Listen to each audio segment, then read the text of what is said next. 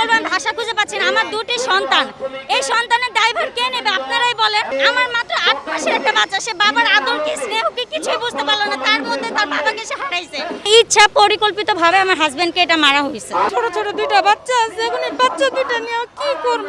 আমার দাবি হচ্ছে আমার হাজবেন্ড সোহেল রানাকে কোনো বাস চাপায় মারা হয়নি। আপনারা এতটুকু নলেজে আপনারা চিন্তা করেন যে আমরা সাধারণ পাবলিক, আপনারা কিভাবে বলতে পারেন যে বাস চাপায় একজন ড্রাইভার মারা যেতে পারে? আপনারা একবার ভেবে দেখেন, একজন বাস চালকের তার স্থানটা কোথায় থাকে আর একজন হেল্পারের স্থানটা কোথায় থাকে? একজন যদি বাস চাপা দেয় তাহলে একসাথে দুইজন কেন মার্ডার হবে? আপনারা নিজেরাই বুঝেন কিভাবে দুইজন মার্ডার হতে পারে। এটা ইচ্ছা পরিকল্পিতভাবে আমার হাজবেন্ডকে এটা মারা হয়েছে। আর এটা সম্পূর্ণ দোষটা জনগণের উপর চাপানো হচ্ছে, যে জনগণ এটা বলছে যে তারা যাত্রীবাহী ভাড়ার কারণে তাকে পিটিয়ে হত্যা করে, কিন্তু এটা সম্পূর্ণ রং।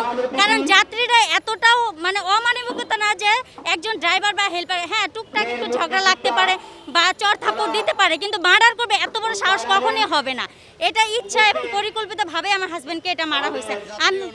না, এটা যাত্রী বলতে এখানে বোঝানো হচ্ছে যে সবাই তারা পিটিয়ে হত্যা করছে, এমন একটা নিউজ প্রথমে দেখানো হয়েছে, কিন্তু এই নিউজটা সম্পূর্ণ ভুল। এটা প্রশাসন আশুলিয়া থানার যে ওসি আছে, নামটা আমি বলতে পারছি না তার, সে বলেছে যে এটা প্রথমে তারা বলেছে যে যাত্রীদের পিটুনিতে হত্যা করা হয়েছে, কিন্তু এটা সম্পূর্ণ ভুল।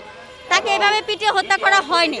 এমনকি যে আমি এই মামলাটা নিয়ে তাদের সাথে দেখা করতে গিয়েছি আশুলিয়া থানায়, যে আমার হাজব্যান্ডের মামলায় এটা মার্ডার করা হয়েছে। কারণ আমি যে ফুটেজগুলো পেয়েছি, এমনকি আমার হাজব্যান্ডের যে ছবিগুলো আমি ময়লা তদন্ত ওখানে পেয়েছি, সেখানে কোনো রিপোর্টে নেই যে এটা কোনো গাড়ি চাপায় হত্যা করা হয়েছে। আপনারা ছবিগুলো দেখলে বুঝতে পারবেন তাকে ইচ্ছাকৃতভাবে মার্ডার করা হয়েছে। মাননীয় প্রধানমন্ত্রী শেখ হাসিনার কাছে একটাই আবেদন করব যে সে একজন নারী, আমি একজন নারী, আপনি বলুন যে আমি কি বলবো আমি ভাষা খুঁজে পাচ্ছি না। আমার দুটি সন্তান, এই সন্তানের দায়ভার কে নেবে আপনারাই বলেন, কে নেবে?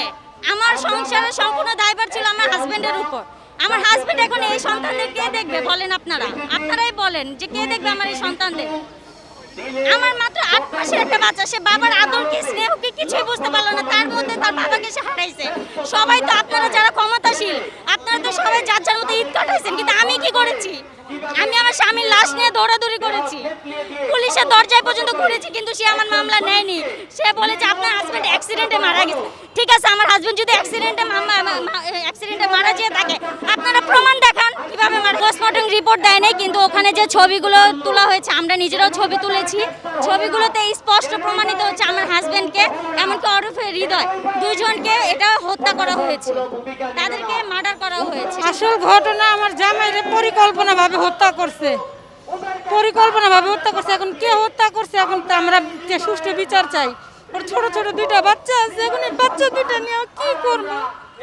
আমার মেয়ে দিশা মিশা খুঁজে পাইতেছে না, এখন এই বাচ্চাগুলো নিয়ে কি করব? আমার মেয়ে, আমার জামার আমি বিচার চাই, আর কিছুই চাই না, সুষ্ঠু বিচার চাই আমার